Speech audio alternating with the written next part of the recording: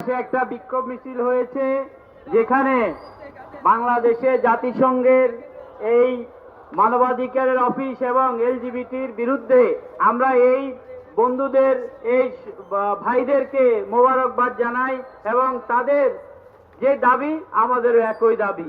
বন্ধুরা, আমরা দেখতে পাই হাজার হাজার টন বোমা নিক্ষেপ করে শিশু হত্যা করেছে, নারী হত্যা করেছে, যুবক ভাইদের হত্যা করেছে। তাদের একটি মাত্র পরিচয়, সেটা হচ্ছে তারা মুসলমান।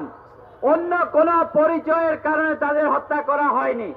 কিন্তু হাজার হাজার টন বোমা নিক্ষেপ করার পরেও তারা তাদের মাতৃভূমি ছেড়ে যায়নি। তারা এই জায়ানবাদীদের কাছে আত্মসমর্পণ করেনি। তারা কারো সাথে কোন অবস্থাতে আপোষ রফার চেষ্টা করেনি। এটা ইমানের পরীক্ষা। গাজাবাসী ইমানের পরীক্ষায় বিজয়ী হয়েছে। পরাজিত হয়েছে মানবতা, পরাজিত হয়েছে জাতিসংঘ। বন্ধুগণ, আমরা আজকে দুঃখজনক যারা মানবতার কথা বলে মার্কিন যুক্তরাষ্ট্র, ব্রিটেন, জার্মানি, জাপান সহ তারা আজকে গাজার মুসলমানের বিপক্ষে, তারা আজকে খুনি জায়নবাদী ইসরায়েলের পক্ষে। তারা মানবতার পক্ষে নয়, তারা মুসলমানের বিপক্ষে। মুসলমানের বিপক্ষে থাকলে যদি মানবতা হয়, সেই মানবতা কোন অবস্থাতেই সার্বজনীন মানবতা হতে পারে না। সেই মানবতা একটি সাম্প্রদায়িকতা, সেই মানবতা জায়ানবাদের পক্ষে, সেই মানবতা নির্যাতিত মুসলিম মুসলমানের বিপক্ষে। আমরা দেখতে পাই মুসলিম উম্মার পক্ষে লড়াই করার জন্য ইরানিরা দাঁড়িয়েছে।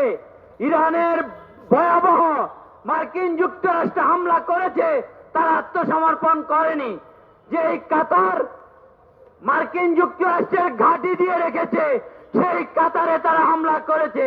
সুতরাং মনে রাখতে হবে, যে ইমানদার আত্মসমর্পণ করে না তাকে সবাই ভয় পায়। যার ইমানি শক্তি আছে তাকে সবাই ভয় পায়।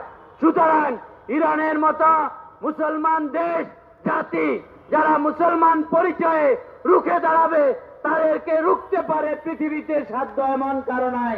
আমরা তাই যে সকল মুসলমান দেশ, মুসলমান দল, মুসলমান রাজনৈতিক শক্তি আজকে জায়ানবাদীদের পক্ষে আছে, তাদেরকে বলবো টিকে থাকতে হলে ইরানের মতো ইমানের পরীক্ষা দিয়ে তারপর টিকে থাকতে হবে।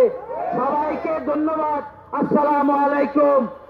ফিলিস্তিন জিন্দাবাদ, কাশ্মীর জিন্দাবাদ, আরাকান জিন্দাবাদ। আসসালামু আলাইকুম।